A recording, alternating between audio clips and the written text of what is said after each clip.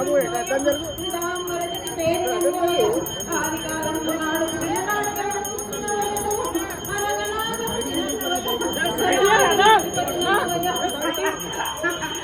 కన్న తండ్రి పవిత్రుడా నీ పాదానికి 10,000 శరణం.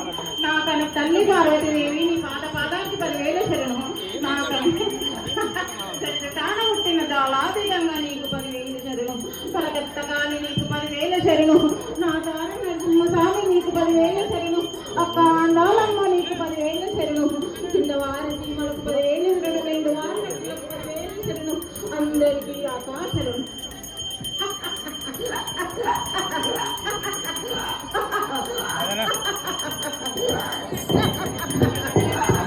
మీ యొక్క ఆశీర్వాదంతో దేవాలయ పూజా కార్యక్రమాలను సంతోషంగా చూసుకోమని అనుకుంటున్నాను. అలా మీరు ఎలా చెప్పండి? నాకు అన్ని విధాల సంతోషమే కాని బాగా నన్ను రమ్మని పిలిచి నా బుర్రాయి కిందికి వేసి నా పోతు రాదు ఇంకయ్యను నిలబెట్టలేకపోతున్నావు కదా నా బాగా కళలో నీళ్ళలో కూడా వచ్చి అదే ప్రయత్నంలో ఉన్నామా. శివాలయ నిర్మాణం కొద్దిగా ఆగింది కాబట్టి అదొక శివాలయం నిర్మాణం చేసి 2 కార్యక్రమాలు ఒకటేసారి చేయాలనే సంకల్పంతో ఉన్నామమ్మా. దానికి మీరు నాకు బలాన్ని మరియు స్థాయిని కూడా అందించేసి నాకు శక్తిని ప్రసాదించాల్సి కోరుతున్నామా. ఆపుకుంటూ వస్తున్నానంటే ఆడపిల్ల వచ్చిన తర్వాత ఎక్కడ ఉంటుందని మీకు తెలియదా? పిలిచినప్పుడు నేను వచ్చేది నాకు స్థలం ఇస్తేనే కదా బాగా నన్ను కిందికి వేసేసిండ్రు. అది కార్యక్రమాన్ని మేము నిర్వహిస్తామమ్మా. శివాలయంతో పాటు అది కూడా వచ్చే సంవత్సరం వరకు దాన్ని చేయడానికి మొత్తం ప్రయత్నం చేస్తాం. దానికి నాకు శక్తిని మీరు ఇచ్చేసేసి అందరూ కూడా భక్తులు సహకారం చేయవలసిందిగా కోరుతున్నాం. అట్లనే కూడా ప్రజలందరినీ కూడా కొంచెం చక్కగా చూడాలి. అన్ని విధాల సంతోషమే కానీ నేను వచ్చి నిలవడానికే లేదు. నా తమ్ముడు పోతురాజు ఉండనీకే కూడా స్థలం లేకుండా చేసినావు కదా బాలుడా. ఇంత పెద్ద పండుగ చేసి మమ్మల్ని పిలవకుంటే నేను పూజ చేసుకుంటావా? ఇంత ఆనందంగా వైభవంగా చేస్తున్నావు. కానీ వచ్చిన వాళ్ళ మేము ఎక్కడ కూర్చుంటాము, ఎక్కడ నిలబడతాము. ఇంత రంగరంగ వైభవంగా చేసినప్పుడు నువ్వు ఆలోచన చేయవలసింది. కళలో నీళ్ళలో కూడా వచ్చి నేను చెబుతూనే ఉన్నాను. నా నుండి నుంచి పలికించే వరకు నువ్వు ముందు అడుగు వేయలేదంటే ఆ కార్యక్రమాన్ని నేను నిర్వహిస్తాను తల్లి. మీ యొక్క ఆశీర్వాదంతో ఆ కార్యక్రమాన్ని దేవాలయ కమిటీ అందరం కూడా సౌలభ్యంతో నిర్వహిస్తుంటాను.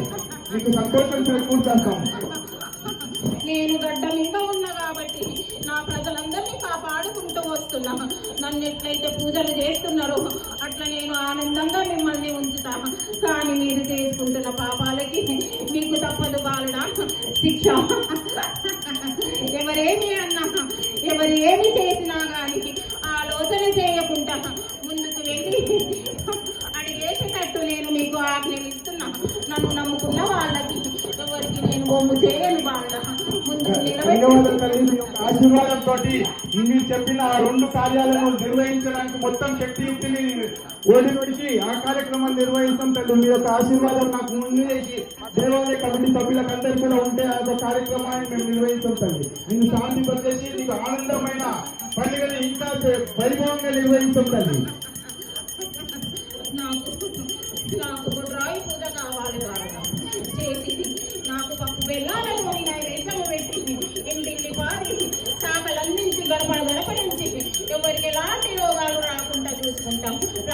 రాబోయే కాలం చాలా దండిగా ఉంటుంది. రాబాలుగా రోగాలు నొప్పులు నిండుగా ఉన్నాయి. అవి పారదోరా ఉంటాయి.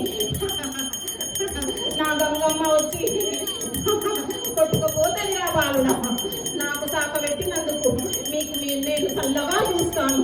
ఎలాంటి ఆపద రాకుండా ఏ రోగాలు వస్తువులు లేకుండా వర్షంలో కొట్టుకుపోయేటట్టు చూస్తాను. అంతటా చాలా ధన్యవాదం తల్లి. మీ యొక్క ఆశీర్వాదంతో ఆ వరుణ దేవుడు కూడా కరుణించి అందరిపైన చల్లని చూపు చూస్తున్నారు.